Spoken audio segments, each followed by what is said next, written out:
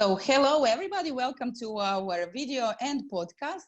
I'm very happy to have as our guest here Veerle. She is a doctor and eye surgeon. She is a burnout professional, but not like how to prevent burnout, not how to get one, of course. Then also a holistic life coach, Reiki master, and angel healer. Welcome so much, Veerle. We are so happy to have you here on our podcast. I'm so happy that you are willing to have me on your podcast. I'm looking forward to chatting with you. I'm also very much looking forward, and having a time limit does not help because we could talk for days. But maybe the best thing would be that you introduce yourself the way you see yourself, in an order which you find the most relevant, so that people can get to know you in the some sort of short description.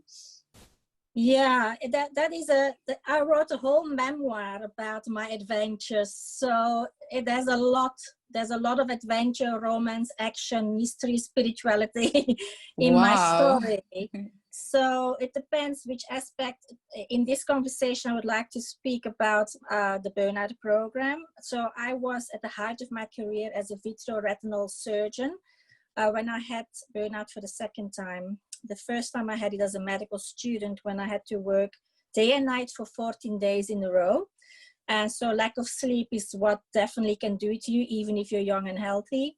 The second time I just had a baby and they wanted me to go straight back to work after 3 weeks. And I couldn't even walk properly because I had a very traumatic birth experience. And I just felt like I couldn't be Superwoman. I used to be Superwoman before I had my first child. I was perfect at work. I was doing surgery, very advanced, difficult eye surgery.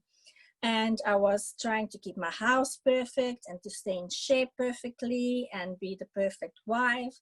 And everything fell apart when physically I was not well, and then I had the baby, and then I couldn't have time to bond with my baby. So I was mentally and spiritually in turmoil and physically a mess.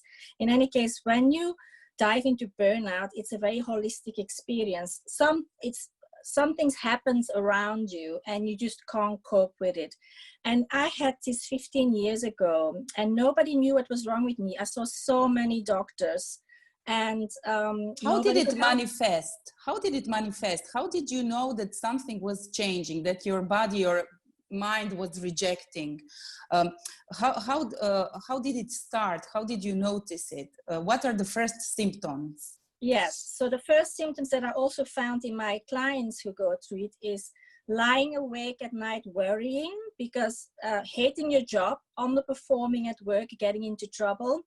Because you don't sleep enough and you have very low energy, you just can't perform, you can't walk, you can't stay awake, but you can't sleep at night, and then you become very cranky. So often this leads to a relationship breakup. I've had lots of clients who end up having a divorce. While I thought, like, if they would have just come to me earlier, I could have healed their burnout or helped them get their life back in balance, because it's all about losing a balance in your life.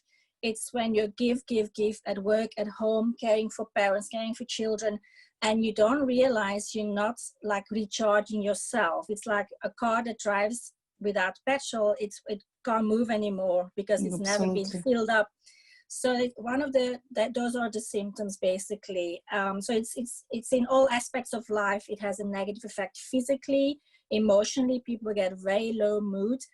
They destroy their relationships. They underperform at work, so they can get fired. And they don't have a life balance. And what I also find is often people lose their purpose in life. And so part of the healing is then I reconnect people with their life purpose and with their spirituality after I feel. Is it possible that some people, like now what you described, I think that it's maybe in some milder ways, but I think that probably everybody has experienced this feeling, like where you, especially women, I would say Yes. especially women, because I'm also a mother of two, and I always also, as you, when you were describing it, I actually got so like I self-identified with you, because yeah, especially if you are a woman of career who is pursuing like you know, but that was, in my opinion, very unfair to put you back to work after 3 weeks. I mean, I couldn't go out to work. I wouldn't have been able to go to work neither after a year. I think that's why I was working, from home. But yeah, people can be going through that, thinking that they are going crazy, or that they are not even strong enough. They are not strong enough, that they are weak, and actually what they are going through is burnout. Yes. How do people usually, you know, get that, oh gosh, maybe that's burnout? Or sometimes they don't even get that. No, see, that's my biggest problem. I know there are a lot of people out there who have it, but I can't seem to reach them. So that's why I have this mini course, which is an introduction. It's an online course, how to recognize burnout in yourself and others. Because I think people who are in burnout, they have such low, dark mood. They think they don't see the light anymore. It's kind of like mentally you've given up, and you just like going day by day, like as a zombie.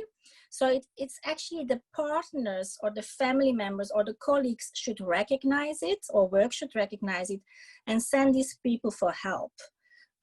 So I think people who are in a state of burnout often don't recognize it, unless they listen to my videos on how to recognize it, or they listen to this talk, maybe like you said, like, oh, I've been there. And I think it's true. I think a lot of people have been there. And it's not all, the problem is I didn't get out for a whole year. I was struggling, and then I ended up giving up I had a psychologist, and he said, like, if you don't leave your job, it's going to kill you, because I couldn't cope with everything, and not knowing what was wrong with me was really, really bad. So I lost everything as a result, because nobody gave me the diagnosis and the solution. So I lost my career, my income, my house. We moved around the world, because I went back to South Africa, where I feel like there's a healing energy there. And I just took 6 months off just to restore myself and finally get a moment with my baby, which was already a year old by then. And that was a very healing experience, because, I mean, if I can give one advice to professional women, is like, you definitely need to take more time off to bond with your baby. I think it's such a big mistake that they forced me to go back to work so quickly, because physically, mentally, emotionally, I wasn't ready to go back to work, and I never got a chance to connect with my child. So in any case, that's a mistake that I wouldn't make again. The next 2 pregnancies, I did a lot better. I was my own boss. And I said, like, oh, I'm only going to work half time and this and that. I choose my own hours. You know, that is the life. Yeah, I definitely, That's why I want to be self-employed. Also, I prefer, because I can balance my life really well. But if there's outside forces that say, like, no, you can't take time off. No, you can't do this. No, you can't do that. And then I feel like, oh, I know I need a break, but they're not willing to give me a break. And then you just crash and burn. So those are the lessons that I've learned through this journey. And I recommend people read my book. My Surgeon Talks to Angel is a journey from science to faith, because I originally tried to make sense of everything by studying medicine. But then I realized there is a lot more to humans than just the body that you can dissect and operate on. Then I realized all the invisible stuff that was hanging around people. And that's why I became an angel healer and a Reiki master, because I also like to work with the invisible parts of our energy and consciousness that's everywhere, and we're all connected. So that's a different topic than burnout, but I touch on that to give people hope who have burnout, because sometimes they feel so alone. And I always say to people, you're never alone, because you always have at least 2 of your angels with you. And we are all connected energetically. So, you know, that's for the people who feel very lonely. I think it's not necessary to feel lonely, personally. Yeah, but you know, sometimes until somebody tells you, somebody puts it into words, or you hear it somewhere, you, especially like women,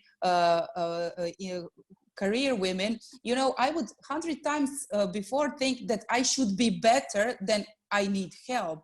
I would always say, no, if I just manage to wake up half hour earlier and do this and that, be a better like housewife or organize everything, then everything would fall in place.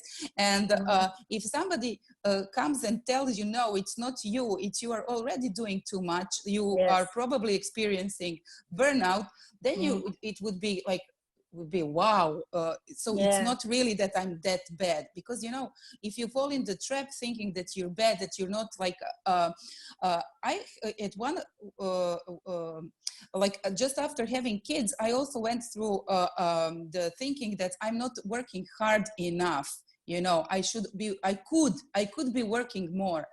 But then, as you said, bonding with kids, being with them, it's so important, and it requires the most energy. So, you know, you're not just being at home with kids. I mean, that's a work on its own. And a lot of us do that plus work. Yes, like, yes, exactly. Work which we are paid for, and work with kids which we are not like paid in money. Yeah, you brought up a very important thing there, where you think you have to do everything yourself. That's one of the character traits of people who get burnout. They think they have to do everything themselves. They want everything to be perfect. So often perfectionism is it's a risk for developing burnout, because if you strive to be perfect, as I said, at your work and your house and with your partner and with your children, it's just too much at the same time in your life to be perfect at everything. So that was a big lesson for me. I had to just accept that if you have kids in the house, it's never going to be perfect, because you pick up that corner and then behind you there's not a mess, right? So I've now just accepted that it is not going to be perfect. It's just like, I just let it lie now. So because it's not important for survival to have a perfectly clean house. I mean, hygienically, yes, but you know, exactly. If my kids want to throw their toys in their own bedroom, they can pick it up themselves now, or they can live in a mess.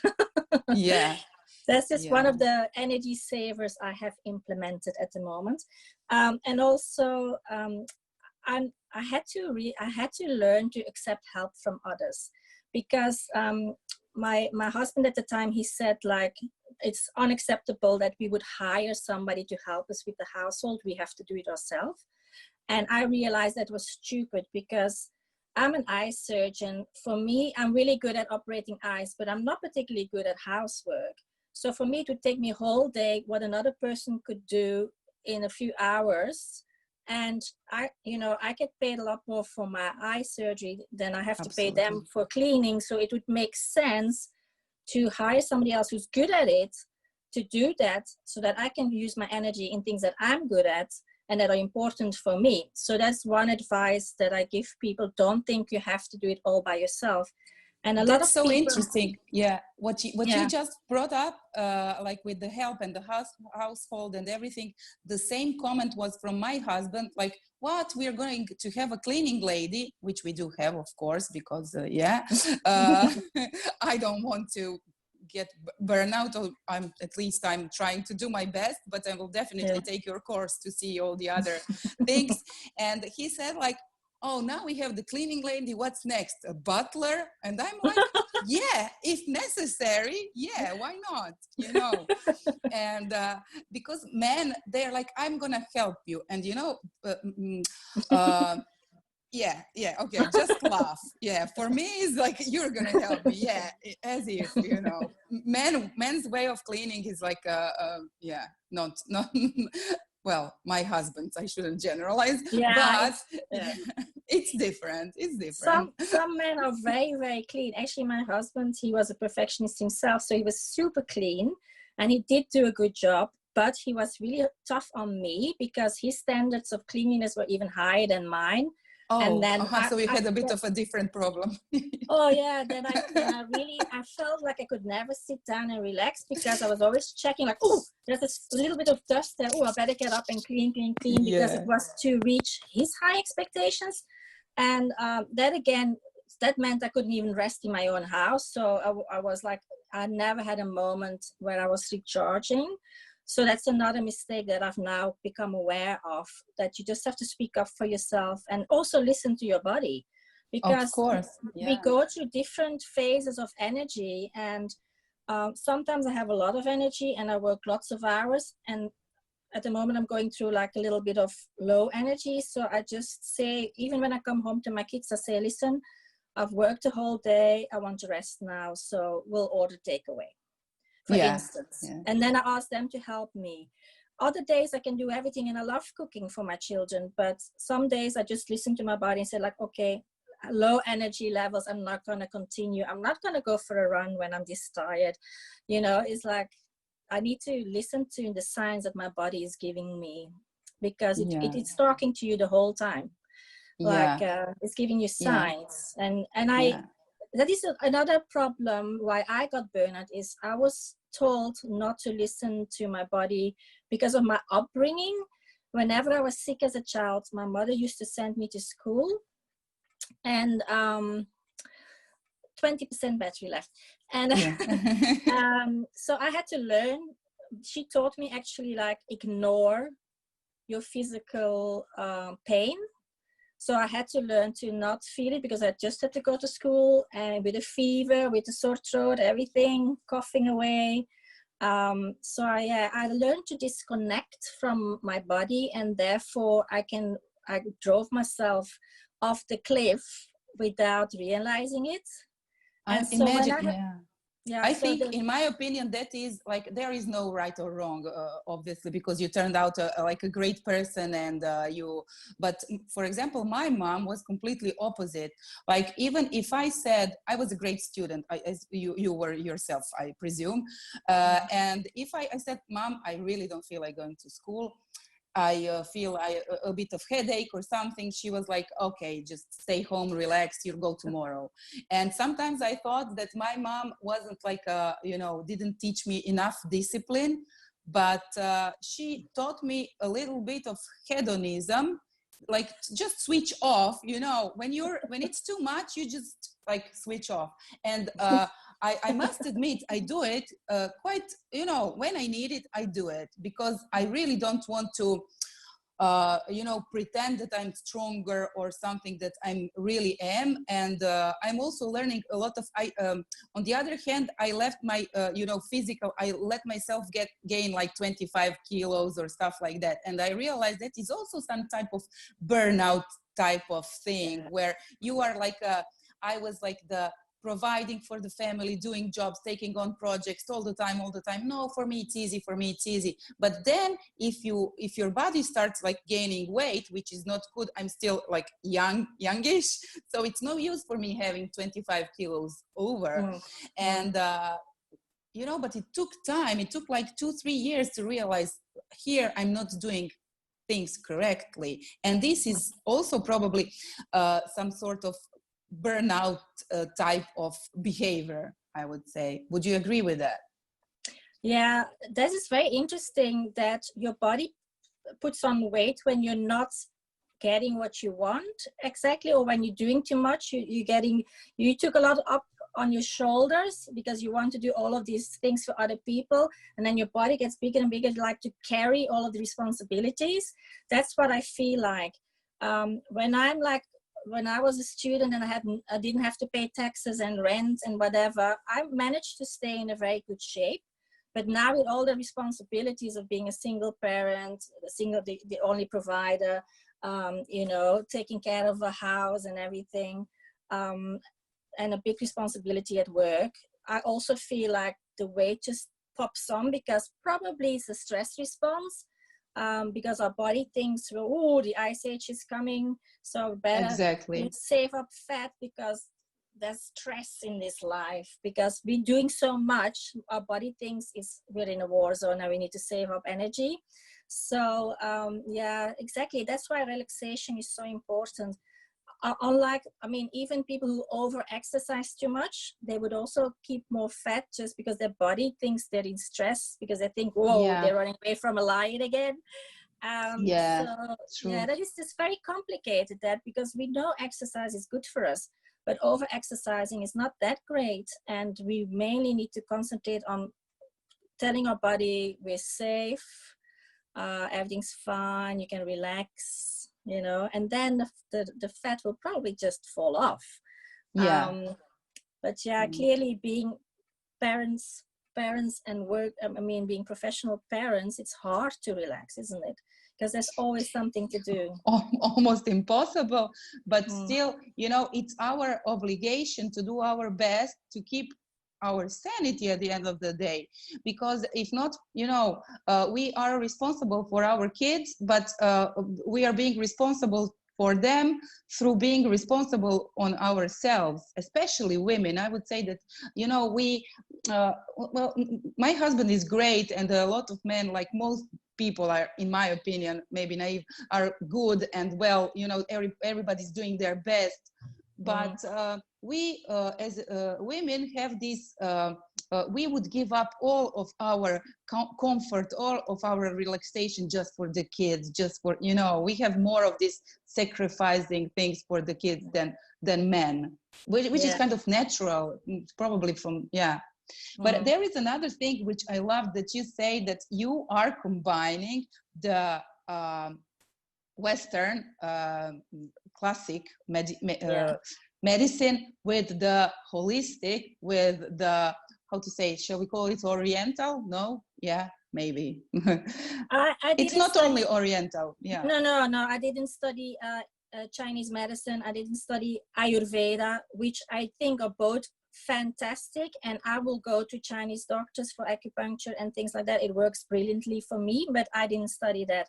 No, it's more that I studied the life coaching in a holistic way. So also intuitive life coaching and the angel healing. That is a bit of an extra aspect, because medicine is mainly based on our body and matter.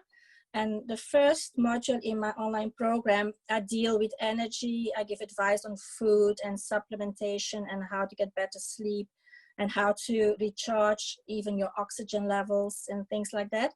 But slowly I moved then. I also have a module on better time management, how to heal your relationships, to find your life purpose, how to balance your life. And then the last module I teach on higher consciousness, which is a bit more spiritual, because I think if you want to have a balanced life, that should also be part of it. Absolutely. A lot of people forgot that connection. People don't go to church anymore, but there's a positive aspect of belonging to a community and having people praying together and even praying for you. There's medical studies about it, that if, like, this is a very interesting study, they had like 100 people who had a heart attack, for instance. They split them in 2 groups and they asked a church to pray for half of them and not the other half. And so they had the photos and they were sitting together praying for 50 people who just had a heart attack. Those people got better, survived more, lived longer than the 50 that weren't prayed for. And these guys didn't even know this was happening. So there was no placebo effect. So interesting. Yeah. So we know that the places where people live the longest is often because they have a good community, social contact. And if you I'm quite isolated just here with my kids. I have no family and no friends because I move around too much. But I feel still connected because I believe in our energy connection. And of course we can talk like this with other people who are on the same wavelength. So I must just say my own now. Hello? Yeah, now my battery 20%. You see how synchronized we are, we're gonna spend all the energy from the phones, just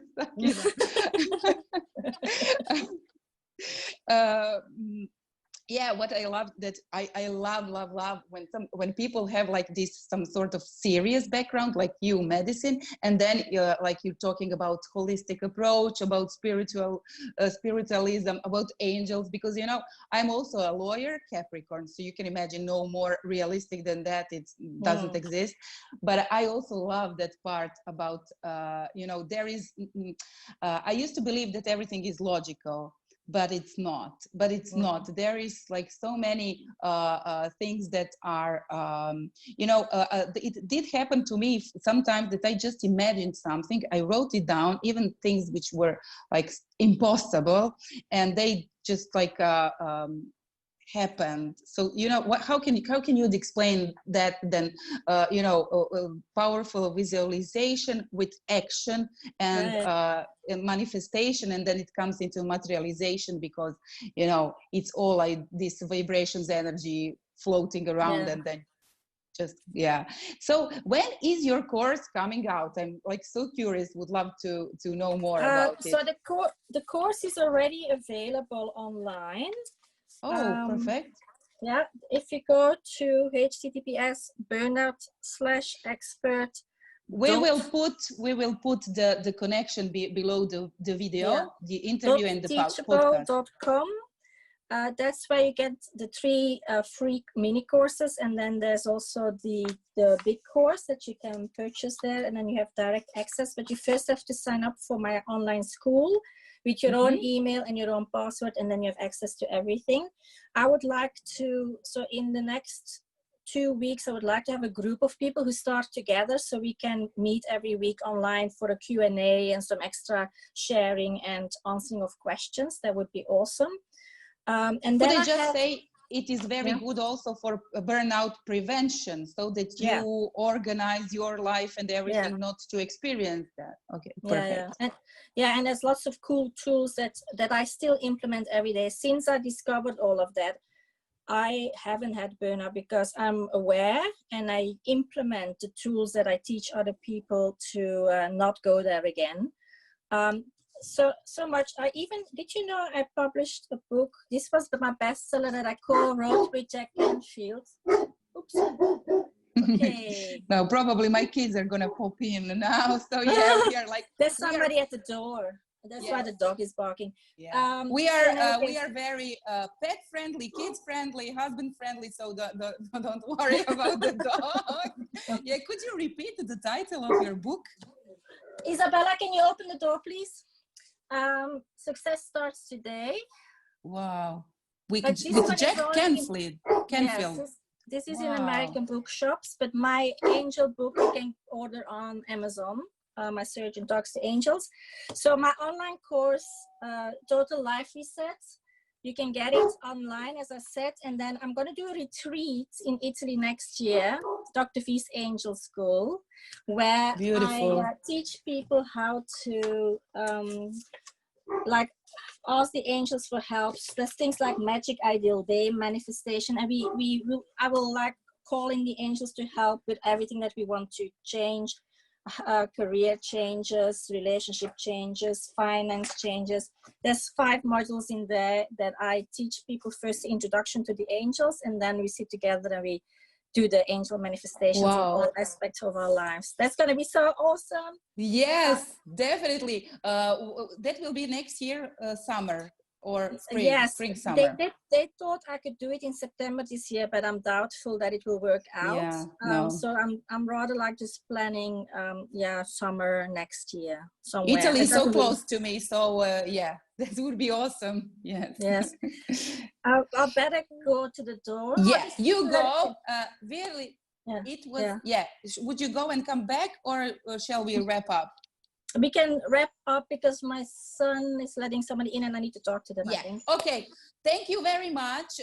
And it was such a pleasure talking with you, and we talk soon afterwards. Bye. Okay. Thank you. Bye. Have a nice day. You too. Bye. Hello.